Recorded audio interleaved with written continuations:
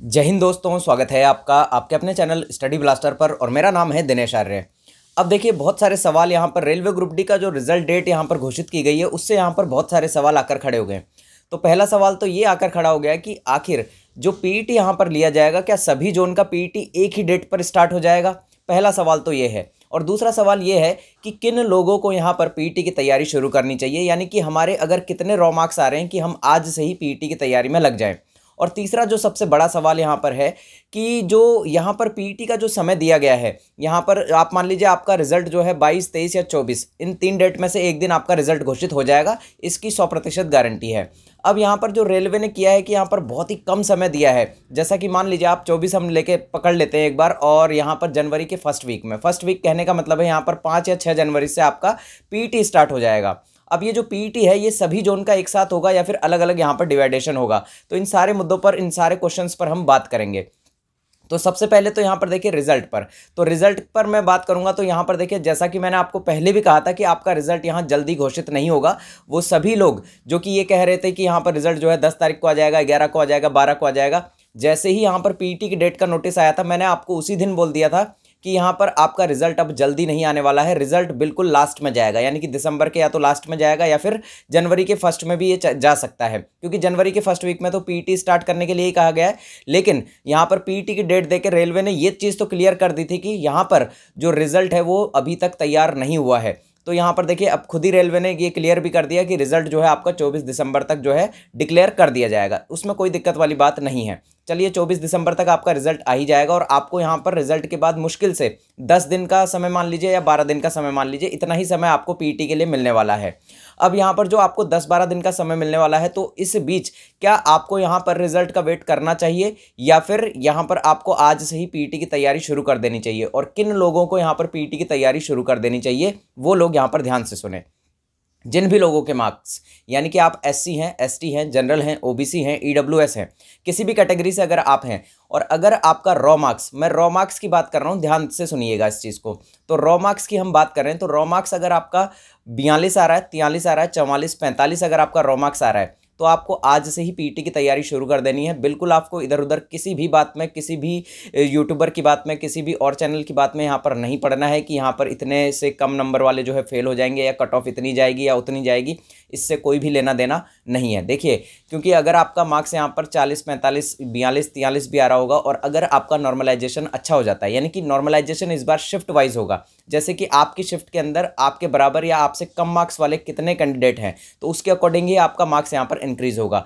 अगर आपकी शिफ्ट के अंदर, अब यहाँ पर आपका लक फैक्टर जो है वो काफ़ी कुछ डिपेंड करेगा इस पर। अगर आपका लक अच्छा हुआ तो यहाँ पर हो सकता है कि आपके मार्क्स जो है 15-20 मार्क्स भी आपके इंक्रीज होते हुए आपको दिखाई देंगे, क्योंकि आपके बराबर या आपसे कम मार्क्स वाले कैंडिडेट की संख्या अगर ज़्यादा हुई तो निश्चित तौर पर यहाँ पर आपके मार्क्स जो है वो इंक्रीज होंगे। लेकिन अगर आपका लक खराब हुआ, यानी कि आपके बराबर या आपसे ज़्यादा मार्क्स वाले कैंडिडेट की जो संख्या है वो बहुत ज़्यादा हो गई आपकी शिफ्ट में, तो आपके मार्क्स यहाँ पर डिक्रीज भी हो सकते हैं। तो दोनों केस यहाँ बनते हैं, लेकिन आपको ये उम्मीद बनाए रखनी, क्योंकि उम्मीद पर ही सब कुछ कायम है। तो यहाँ पर आपको बिल्कुल विश्वास बनाए रखना है कि आपके मार्क्स यहाँ पर इंक्रीज होंगे।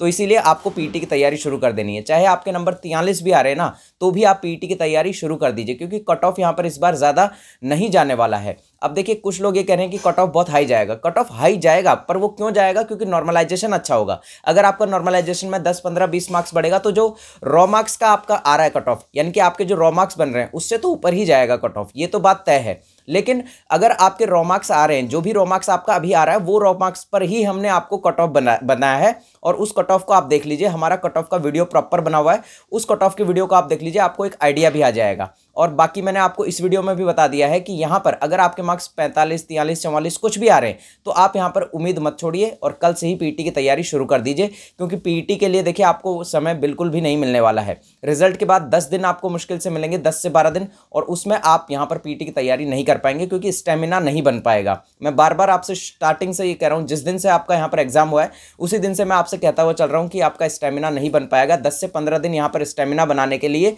चाहिए ही होते हैं।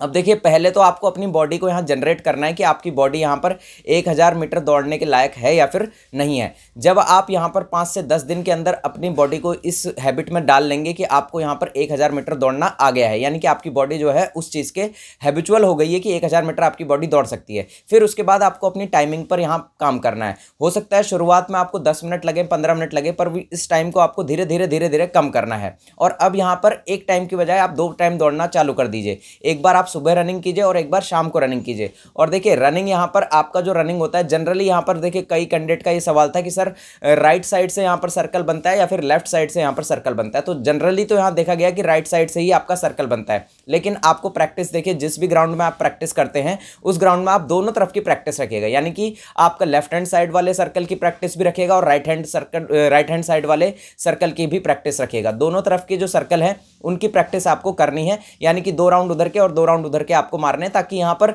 जिस भी तरह से आपका रनिंग हो वहां पर तो आप दोनों की आपको हैबिट यहाँ पर होनी चाहिए। तो ये तो बात हो गई सर्कल की। अब यहाँ पर कई लोगों का सवाल ये था कि सर यहाँ पर जो रेलवे का ग्राउंड होता है वो कितने मीटर का होता है। तो देखिए, अलग अलग जगह पर अलग अलग यहाँ पर मीटर का ग्राउंड हो सकता है। यहाँ पर कुछ ग्राउंड यहाँ पर रेलवे के 200 मीटर के हैं, कुछ ग्राउंड यहाँ पर 250 मीटर के हैं, तो कुछ यहाँ पर 300 से 400 मीटर के ग्राउंड भी हैं। तो उस पर डिपेंड करेगा कि यहाँ पर ग्राउंड की जो यहाँ पर सर्कल है वो कितने मीटर का है। तो इसी अकॉर्डिंग आपका जो है 1000 मीटर पूरा किया जाएगा। यानी कि मान लीजिए 250 मीटर का एक राउंड है तो आपको 4 राउंड मारने हैं। अगर आपका जो ग्राउंड है उसका एक राउंड यहाँ 200 मीटर का है तो आपको 5 राउंड मारने हैं। तो 5 राउंड मारने हैं और ये राउंड आपको कंफ्यूज नहीं होना है, अपने आप से ही आपको काउंट करने हैं। कोई आपको वहां बताएगा नहीं भीड़ में कि यहाँ पर आपके जो 2 राउंड हो गए या 3 राउंड हो गए। आपको खुद यहाँ ध्यान रखना है। और भीड़ में बिल्कुल यहाँ पर देखिए, अपने माइंड को सेटअप को बनाकर रखिएगा कि आपका जो माइंड सेटअप है भीड़ के अकॉर्डिंग दौड़ने के लिए तैयार है, क्योंकि यहाँ पर 70-80 लोग आपके साथ एक साथ दौड़ेंगे तो उस टाइम पर आपको कंफ्यूज नहीं होना है, आपका मोराल भी डाउन होगा। और मैं आपसे फिर से कह रहा हूँ कि आपको अपनी रनिंग की जो हैबिट है वो यहाँ पर 4 मिनट की रखनी है, यानी कि 4 मिनट के अंदर अंदर आपको ये तय करना है कि आपको 4 मिनट में 1000 मीटर दौड़ने की हैबिट होनी चाहिए। 1000 मीटर जो है आप 4 मिनट में दौड़ सकें, ऐसी प्रैक्टिस आपको रखनी है। क्योंकि वहां पर अगर आप यहाँ पर प्रैक्टिस ही 4 मिनट 15 सेकंड की करेंगे तो वहां पर आपको 4.5 मिनट आराम से लगेंगे, यानी कि आपका पीटी नहीं निकलने वाला है फिर। और बाकी जो 35 किलो का कट्टा है वो आराम से उठ जाएगा, उसमें कोई दिक्कत वाली बात नहीं है, क्योंकि वो आपकी कमर की लेंथ पर तो रखा ही होता है। तो वहां से उठा के बस आपको, चाहे आप गोद में उठा के ले जाएं चाहे आप कंधे में उठा के ले जाएं, आपको लेकर जाना है। बस इतना सी बात है, उसमें कोई ज्यादा प्रॉब्लम वाली बात आपको नहीं आएगी और वो आराम से आप लेकर जा सकते हैं। अब आता है यहाँ पर प्रश्न कि सभी जोन का पीटी एक साथ होगा या फिर अलग अलग यहाँ पर पीटी शुरू होगा। तो देखिए, यहाँ पर तो जोन वाइज डिवाइड किया जाएगा। जैसे कि मान लीजिए पहले जयपुर जोन का हो गया, फिर यहाँ पर आप मान लीजिए हुबली जोन का हो गया, फिर यहाँ WR मुंबई का हो गया। तो इस तरह से यहाँ पर अलग अलग जोन वाइज यहाँ पर अलग अलग जोन अपनी अपनी जो है डेट रिलीज करेगा कि हमारा पीटी इस दिन से स्टार्ट होगा। तो वो आप बिल्कुल निश्चिंत हो जाइए कि यहाँ पर एक ही दिन सभी जोन का पीटी स्टार्ट नहीं होगा। सभी जोन अपना अपना सर्कुलर जारी करेंगे और अपने अपनी डेट यहाँ पर अनाउंस करेंगे। इतना है कि यहां पर आपका जो पीटी है वो जनवरी और फरवरी के अंदर पूरा करवा लिया जाएगा। यानी कि जनवरी से अगर पीटी स्टार्ट होता है तो मुश्किल से यहां आप मानकर चलिए, अगर जनवरी के पहले हफ्ते में मान लीजिए यहां 7 जनवरी से आपका पीटी स्टार्ट हो जाता है, तो आप मुश्किल से मुश्किल ये मानकर चलिए कि 1 महीने के अंदर, यानी कि 10 फरवरी के अंदर अंदर यहां पर आपका पूरा पीटी कंप्लीट हो जाएगा। यानी कि सभी जोन का पीटी आपका समाप्त हो जाएगा, क्योंकि ज़्यादा कैंडिडेट नहीं है। और अगर आप पीटी में पहुंच जाते हैं, देखिए मैं आपको एक चीज़ और क्लियर बता दूं कि बहुत सारे कैंडिडेट यहाँ पर जीडी की तैयारी में लगे हुए हैं। बहुत सारे कैंडिडेट का जीडी में सिलेक्शन भी हो गया है। 2018 वाले ग्रुप डी में भी यहाँ पर बहुत सारे कैंडिडेट का यहाँ पर फाइनल सिलेक्शन हो चुका है। तो वो लोग यहाँ पर पीटी में नहीं पहुंचेंगे, क्योंकि 2018 की जो ग्रुप डी का एग्जाम हुआ था वो आपको भी पता है कि सितंबर अक्टूबर के आसपास हुआ था। तो सितंबर अक्टूबर में जब एग्जाम हुआ तो उसके बाद ही यहाँ पर 2019 की वैकेंसी आ गई थी जनवरी फरवरी के अंदर। तो यहाँ पर 2018 का जो ग्रुप डी जिन लोगों ने दिया था उन्होंने 2019 वाला ग्रुप डी भी दिया था। अब वो सभी लोग वहाँ पर सेलेक्ट हो चुके हैं, तो इसीलिए उन लोगों ने एग्जाम तो दिया है और उन लोगों ने फॉर्म भी भरा था, उन लोगों ने एग्जाम भी दिया होगा। इस बात की पूरी तरह से निश्चित गारंटी है कि उन लोगों ने एग्जाम भी दिया होगा, क्योंकि अभी तक उनका जो है सिलेक्शन प्रोसेस चल ही रहा था। तो लेकिन अब जो है, अब जाकर उनका सिलेक्शन प्रोसेस धीरे धीरे कंप्लीट हो चुका है। अब यहाँ पर उन लोगों ने एग्जाम तो दिया है लेकिन वो पीटी में मौजूद नहीं रहेंगे। तो 2018 वाले ग्रुप डी के स्टूडेंट यहाँ पर आपके साथ नहीं रहेंगे। साथ ही साथ यहाँ पर एनटीपीसी के स्टूडेंट ने भी यहाँ पर रेलवे ग्रुप डी दिया, तो वो भी आपके पीटी में यहाँ पर अवेलेबल नहीं रहेंगे, क्योंकि देखिए एनटीपीसी का भी यहाँ पर आपका लेवल 6 का लेवल 5 का यहाँ पर रिजल्ट आउट हो चुका है और धीरे धीरे यहाँ पर ज्वाइनिंग भी दी जा रही है, यानी कि यहाँ पर धीरे धीरे उनका सब कुछ शॉर्टलिस्ट किया जा रहा है। तो यहाँ पर इसीलिए वो लोग भी यहाँ पर पीटी में शामिल नहीं होंगे। साथ ही साथ यहाँ पर एसएससी एमटीएस का यहाँ पर रिजल्ट नोटिस, यहाँ पर रिजल्ट जो है घोषित हो गया है 2 बार। तो यहाँ पर जो एसएससी एमटीएस के स्टूडेंट है उन्होंने भी यहाँ पर ग्रुप डी दिया था, तो उन्होंने एमटीएस को ज्वाइन कर लिया, तो वो यहाँ पर ग्रुप डी में पीटी नहीं देंगे। इसी तरह से बहुत सारी स्टेट की एग्जाम्स भी हुई हैं, तो उसमें भी जो लोग सेलेक्ट हो चुके हैं वो लोग भी यहाँ पर पीटी देने नहीं पहुंचेंगे, क्योंकि देखिए ग्रुप डी का जो जॉब है ये यहाँ पर बहुत ज़्यादा जो है हार्ड वर्किंग जॉब है, इस बात को आप मानकर चलिए। तो इसीलिए अगर कोई कैंडिडेट यहाँ किसी और डिपार्टमेंट में सेलेक्ट हो जाता है तो वो यहाँ पर पीटी देने निश्चित तौर पर नहीं आने वाला है। अब यहाँ पर बात होती है कि यहाँ पर पीईटी में क्या हमारे पास बहुत ज़्यादा कैंडिडेट होगा, तो नहीं होगा। पीईटी में जैसा कि यहाँ पर 3 गुना कैंडिडेट को बुलाया जाएगा, लेकिन यहाँ पर 3 गुना कैंडिडेट आप देख लीजिएगा, मेरी इस बात को ध्यान रखिएगा। अगर आप पीईटी में पहुँच गए और अगर आपने पीईटी निकाल दिया तो निश्चित तौर पर आप फाइनल कट ऑफ के लिए भी यहाँ पर सेलेक्ट हो जाएंगे, क्योंकि पीईटी में इस बार जो कैंडिडेट की संख्या है वो बहुत ही कम रहने वाली है। इस बात की निश्चित तौर पर गारंटी है, ये बात मेरी लिख कर रख लीजिएगा। और अगर नहीं हो ऐसा तो आप चैनल पर आकर बता दीजिएगा कि सर ऐसा नहीं हुआ, पीईटी में बहुत ज़्यादा कैंडिडेट थे। पीईटी में कैंडिडेट बहुत कम पहुंचेंगे। अगर आप पीईटी में पहुंच गए, यानी कि अगर आपने एग्जाम क्वालिफाई कर दिया, तो यहां पर इस बार आपको जॉब लेने से कोई भी नहीं रोक सकता है, क्योंकि पीईटी निकालना है आपको और उसके बाद फाइनल कट ऑफ में आप निश्चित तौर पर अंदर होंगे, क्योंकि कैंडिडेट की संख्या कम होगी। देखिए फाइनल कट ऑफ यहां पर लोग कहते हैं कि बहुत ज़्यादा चला जाता है, ऐसा नहीं है। वो डिपेंड करेगा कि यहां पर आपके पीईटी में कितने ज़्यादा कैंडिडेट उपस्थित हैं। अगर पीईटी में कैंडिडेट की संख्या कम हुई तो यहां पर फाइनल कट ऑफ आपका थोड़ा सा कम ही जाएगा, लेकिन अगर पीईटी में पूरे के पूरे 3 गुना कैंडिडेट पहुंच गए तो उसके बाद यहां पर फाइनल कट ऑफ जो है आपका बहुत ज़्यादा चला जाएगा। लेकिन अगर पीईटी में कैंडिडेट की संख्या कम होती है तो आपका फाइनल कट ऑफ यहां पर कम ही रहने वाला है।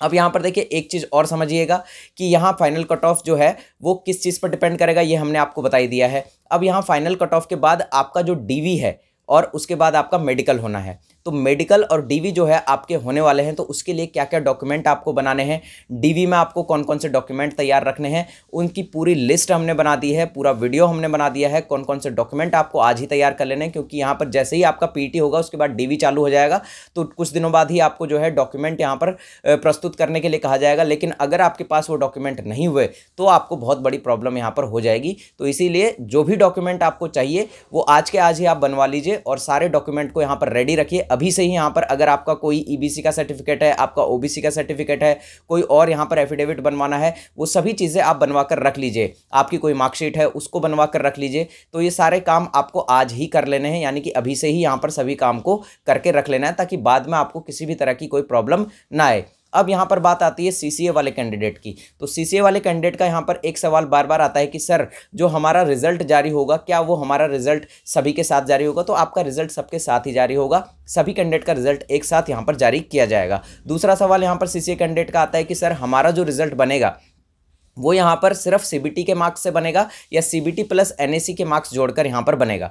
तो देखिए इस कन्फ्यूजन को बिल्कुल दूर कर दीजिए। मैं बार बार आपके कन्फ्यूजन को दूर करता हूँ इस चीज़ को कि सीसीए का जो रिजल्ट बनेगा वो आपके सीबीटी के जो मार्क्स आ रहे हैं, आपके मार्क्स चाहे 15 आ रहे हैं चाहे आपके मार्क्स 20 आ रहे हैं, उसमें आपका एनएसी का जो मार्क्स है उसका एक फॉर्मूला रेलवे ने तय किया है। उस फॉर्मूले के अकॉर्डिंग यहाँ पर आपका 1/3 जोड़ा जाएगा। ऐसा नहीं है कि डायरेक्ट आपके 60% बन रहे हैं और 60% का 1/3 तो यहाँ 20 हो जाएगा। तो इस तरह से तो यहाँ पर जो सीसीए वाले कैंडिडेट है उनका मार्क्स यहाँ पर जो जनरल कैंडिडेट है यानी कि जो सामान्य कैंडिडेट है उनसे भी यहां पर ऊपर चला जाएगा। तो ऐसा नहीं होगा, उसका एक फॉर्मूला है, उस फॉर्मूले के तहत आपके जो एनएसी वाले मार्क्स हैं वो यहां जोड़े जाएंगे सीबीटी के मार्क्स के साथ, और उस तरह से यहां पर फॉर्मलाइजेशन करके उस मार्क्स को आपके सीबीटी प्लस एनएसी दोनों को जोड़ के फिर आपका कट ऑफ तैयार किया जाएगा। तो इसमें बिल्कुल भी डाउट मत रखिएगा। और यहाँ पर अगर आपके मार्क्स सीसीए वाले कैंडिडेट के मार्क्स अगर 30+ आ रहे हैं तो आप आराम से यहाँ पर अंदर हैं। जिन भी कैंडिडेट के 30+ आ रहे हैं वो सभी कैंडिडेट बिल्कुल अपने आप को श्योर माने कि वो यहाँ पर डीवी के लिए तैयार हैं, क्योंकि यहाँ पर सीसीए वाले कैंडिडेट का आपका पीईटी तो होना नहीं है, तो आपको डायरेक्ट यहाँ डीवी देना है। तो डीवी की जो लिस्ट है यानी कि डॉक्यूमेंट वेरिफिकेशन में क्या क्या डॉक्यूमेंट आपको चाहिए वो सारे डॉक्यूमेंट पर हमने वीडियो बना दिया है, आई बटन में भी दे दिया है। तो यहाँ पर प्लेलिस्ट में भी हमारा है, रेलवे ग्रुप डी की प्लेलिस्ट में, उस वीडियो को जरूर देख लीजिएगा, क्योंकि वो वीडियो आपके लिए बहुत हेल्पफुल रहेगा। और ये सारे डॉक्यूमेंट बनाने में आपको कौन कौन से डॉक्यूमेंट चाहिए, कहाँ से कौन सा डॉक्यूमेंट बनाना है, वो सारी चीज़ें हमने उसमें डिटेल से आपको चर्चा की है।